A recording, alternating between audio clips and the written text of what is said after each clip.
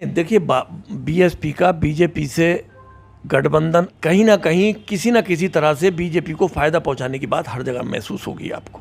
जैसा फीट कर दिया वैसा मान लिया, इसलिए पार्टी ध्वस्त हो गई, नीचे आ गई। जो बहन जी का वोटर है तो दलित पर फोकस अखिलेश यादव ने शुरू कर दिया है, तो क्या आप अखिलेश यादव का हाथ पकड़ेंगे?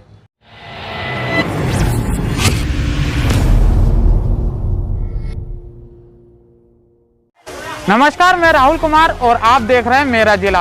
उत्तर प्रदेश में चुनाव की उल्टी गिनती शुरू हो चुकी है, इसलिए जैसे जैसे चुनाव करीब आता जा रहा है सियासी दल अपने अपने कार्ड खेलने में जुट गए हैं। पहले जातीय समीकरण साधने के लिए सियासी दल अपने अपने अंदाज में काम कर रही है, लेकिन इधर बीएसपी के पूर्व मंत्री अकीलुर रहमान को पार्टी ने निष्कासित कर दिया है। आपको बता दें कि अकीलुर रहमान बसपा पार्टी में 29 साल साथ रहे हैं। बता दें कि वे 1992 में बसपा से जुटे थे। 1993 में मुरादाबाद नगर से बसपा प्रत्याशी बने, चुनाव हारे। सन 2002 में फिर बेजोई से चुनाव लड़े और बसपा को जीत दिलाई। सन 2007 में एक बार फिर बेजोई से बसपा के विधायक बने। बसपा से निष्कासित हुए अकीलुर रहमान ने मेरा जिला पर मेरे साथ खास बातचीत की और उनसे उत्तर प्रदेश में चल रही बदलती राजनीति पर बात की। साथ हमने उनसे वे सवाल पूछे जो इस समय चर्चा का विषय बन रहे हैं। क्या वे समाजवादी पार्टी का हाथ पकड़ सकते हैं? इस पर उन्होंने क्या कहा, देखें हमारी एक खास रिपोर्ट। तो हम जनपद संभल में पहुंच चुके हैं और जानना चाहेंगे अकीलुर रहमान से आज बीएसपी का जो इतना बड़ा निर्णय लिया है। सर, आज बीएसपी का निर्णय आया है और आपको भी पता है कि बीएसपी ने आपको निलंबित किया, तो इस पर क्या कहना चाहते हैं? मुझे इसमें कुछ नहीं कहना है। मैं जो भी फैसला है पार्टी के नेतृत्व का वो मुझे स्वीकार है, खुशी से स्वीकार है। लेकिन दुख इस बात का है कि खाली मेरे निर्णय से ऐसा नहीं है कि मुझे ही खाली कोई नुकसान हुआ हो, लेकिन असलियत यह है कि नुकसान बीएसपी को बहुत बड़ा हुआ है। कारण उसका यह है कि मैं एक ऐसा व्यक्ति था जो 29 साल से लगातार वफादारी से पार्टी के हर काम को पूरा करा। जनपद संभल तो छोड़िए, मुरादाबाद मंडल में पार्टी में सक्रिय भूमिका निभाने वाला सबसे पहला व्यक्ति हूँ। दूसरे व्यक्ति थे वो वीर सिंह एडवोकेट थे जो सांसद राज्यसभा रहे, लेकिन मैंने उस जगह चुनाव जीता कि जहाँ ना तो कोई मुस्लिम ना कोई बीएसपी का कभी जीत नहीं पाया। टोटल मुस्लिम वोट मुझे मिला, टोटल मुझे दलित वोट मिला और हर जाति का, ठाकुर, जाट, ब्राह्मण, खागी, यादव, बनिया, पाल, प्रजापति, सैनी, कश्यप, ऐसा भाईचारा मैंने बनाया कि उस सीट को जीतना लोग असंभव कहते थे। मैं जीता, बार बार जीता, मिनिस्टर रहा, उसके बाद फिर चुनाव हुआ, फिर मैं जीता। नगर पालिका संभल जैसी चेयरमैन बसपा के लिए बनना मुश्किल ही नहीं, नामुमकिन सा है। ना मेरी पत्नी से पहले कोई बना, ना आज तक कोई बाद में बना। उसको भी चुनाव जीता। ये जनता का प्यार था, हर जाति हर बिरादरी की इसने था।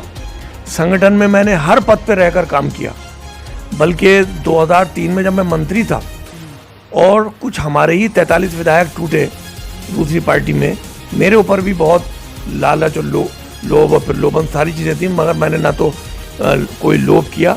मंत्री परिषद से बहन जी के साथ इस्तीफा दिया, बल्कि उस समय मैंने ये कहा था कि एक विधायक भी कोई रहेगा तो मैं मायावती जी के साथ खड़ा रहूँगा। मेरी तमाम जो मैं उत्तराखंड का प्रभारी भी रहा, कुमायूं मंडल देखता था, मुरादाबाद मंडल का प्रभारी रहा, बरेली मंडल का प्रभारी रहा, राजस्थान में मुझे काम करने का मौका मिला, महाराष्ट्र में मुझे काम करने का मौका मिला। लंबा समय 29 साल का सफ़र तय किया, पार्टी को बहुत हद तक मजबूत किया। अब पार्टी का रिजल्ट पीछे जाने का कारण ये है कि बहन जी स्वयं नहीं देख रही कि क्या सच्चाई है, बल्कि कोऑर्डिनेटरों के चश्मों से वो देखना शुरू कर दिया। जैसा फीट कर दिया वैसा मान लिया, इसलिए पार्टी ध्वस्त हो गई, नीचे आ गई। मेरे लिए भी वही हुआ। आज मेरे पार्टी से हटने के बाद आज ये एहसास होगा कि जब 29 साल के एक वफादार व्यक्ति के साथ, जिसने कभी मुड़ के नहीं देखा, किसी पार्टी का टेस्ट नहीं देखा, उसके साथ ये हुआ, तो कौन वफादारी इतनी मुचलम्बी कौन कर लेगा। इसलिए इस पार्टी को छोड़ दो। आप देख लीजिएगा, इस मुरादाबाद मंडल में लोकसभा का चुनाव भी मैं लड़ा संभल से, मुझसे अधिक वोट कोई नहीं पाया। मेरी पत्नी भी लोकसभा का चुनाव लड़ी, 2004 में वो लड़ी, 2014 में मैं लड़ा। दोनों का रिकॉर्ड उठा के देखिए कितने कितने वोट पड़े। अगर नसीम सिद्दीकी की बात की जाए तो उनको भी निकाला गया था, लेकिन उन्होंने अपनी एक ऑडियो वायरल की थी, उसमें पैसों की बात सामने आई थी। क्या ऐसा आपके साथ हुआ है? देखिए, नसीमुद्दीन सिद्दीकी साहब से मैं इसलिए अपने आप का मिलान नहीं करना चाहता। मैं फील्ड की राजनीति करता था और आज भी फील्ड की करता हूँ। आज भी मैं उनका सम्मान करता हूँ, मायावती जी का। मेरे पेरेंट्स ने मुझे एजुकेशन दिलाई है और उसका मतलब यही है कि मैं किसी के लिए भी कोई गलत शब्द ना बोलूं। क्या सच्चाई है ये पत्रकार भी जानते हैं, प्रिंट मीडिया भी जानता है, इलेक्ट्रॉनिक मीडिया भी जानता है। मुझे उस संबंध में ज़्यादा कुछ नहीं कहना। मैं तो सिर्फ ये कहता हूँ कि स्वयं अपनी पार्टी को समाप्त करने की ओर है। पूरा मुरादाबाद मंडल ये जीरो साफ हो जाएगा। संभल जिले में बता दी मुझे कौन सी सीट फाइट में, रामपुर जिले में कौन सी फाइट में, अमरोहा जिला में कौन सी फाइट में, मुरादाबाद जिले में कौन सी फाइट में। और मैं निर्णय जब लूँगा किस पार्टी में जाना है बहुत सोच समझ के लूँगा। अपने संभल जिले के, मुरादाबाद जिले के सभी कार्यकर्ताओं को, साथियों को, जो कैडर के लोग हैं, उन सबसे मशवरा लेके निर्णय लूँगा। ये पहली विधानसभा ऐसी होगी कि जिसमें हज़ारों की तादाद में, तो दलित आया मेरे साथ, अभी भी उनके इंटरव्यू लोग लेके गए और उन्होंने सामूहिक इस्तीफे दिए। बूथ के अध्यक्ष से लेकर विधानसभा और जिला और मंडल तक के पदाधिकारी, कि जितने सदस्य जिला पंचायत के थे बसपा के, मैंने मेहनत करके उनको चुनाव लड़ाया था। आज उन्होंने भी पूरी हिम्मत और हौसले के साथ उन्होंने कहा हम आपके साथ हैं, उन्होंने इस्तीफे दिए पार्टी। जैसा आप बता प्रमुख ने इस्तीफा दिया और जो जिले के संगठन के लोग हैं उन्होंने इस्तीफे दिए।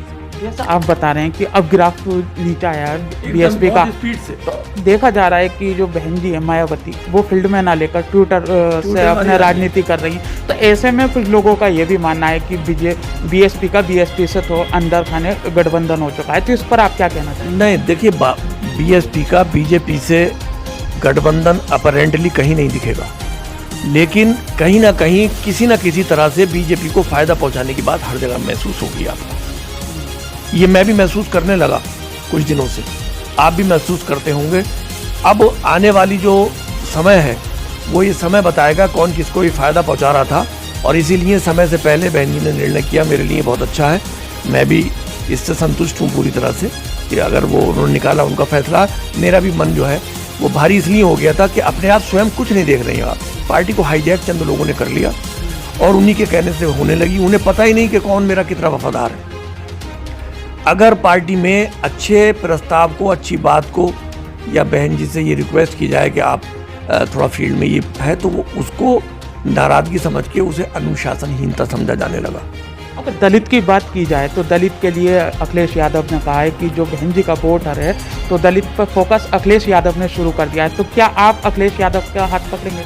देखिए, अभी मैं ये तो नहीं कह सकता कि इसका हाथ पकड़ूंगा, लेकिन मैं इतना ज़रूर आपको आश्वस्त करना चाहता हूँ कि प्रदेश की राजनीति में अच्छा माहौल पैदा करने के लिए जो पार्टी प्रदेश में भाईचारा पैदा करेगी, विकास की बात करेगी, रोजगार की बात करेगी, महंगाई को ख़त्म करने की बात करेगी और सबको साथ लेकर के चलेगी, खाली नारा नहीं। नारा तो बीजेपी का भी है, नारा तो आपको मालूम है, सबका साथ, सबका विश्वास, सबका सम्मान।